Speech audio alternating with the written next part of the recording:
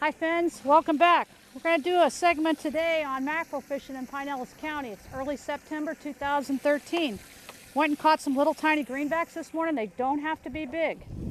1/4 inch mesh is what you want. Otherwise they're going to get gilled in a bigger net. We tied a chum bag right here off the side of the boat. A couple little pulls. Fortunately, we have an incoming tide right now with the wind blowing into my face, so it's a little bit difficult for me to get this line out. And I'm getting hit so quickly that it's making it a little bit of a chore.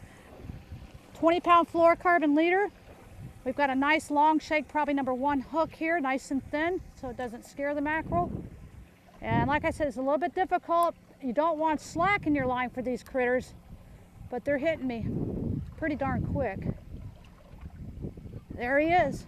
There he is, folks. Look at that. I mean, it doesn't get any easier than this. This is great fishing, guys and gals. I mean, come on, we're just on an edge of any flat. Get yourself a chum bag, put it overboard, get yourself some little bait, and look how quick this action is. All right, let's get this guy in and we'll do it again. Get this guy in and do it again. All right, here's how we're going to hook it. It's going to take the time to show you. Once again, you know, big isn't always the best. Look at these are tiny little greenbacks coming right in front of the eyes, through the nostril, side to side, just like that. I'm going to give a little shake on my bag, get these guys in their little frenzy. I'm not going to have to throw it far.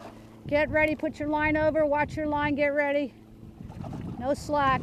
Here he is. Oh, come on now, this is too easy. I feel bad for these critters here. Look at this, folks. How fun is this? So really, seriously, they're great eating. Fry them, you can smoke them. It's excellent. All right, so let's see if we can get the underwater camera and see if we can see these fish in action underwater. All right, friends, so you know, we just caught a bunch of mackerel. I want to show you the best possible way I want to keep some of these for dinner is we like to bleed them out, okay? And be careful, I wear gloves all the time, but you've got some pectoral fins underneath here. These little two right here, okay? What you're going to do, you're going to take your sea scissors.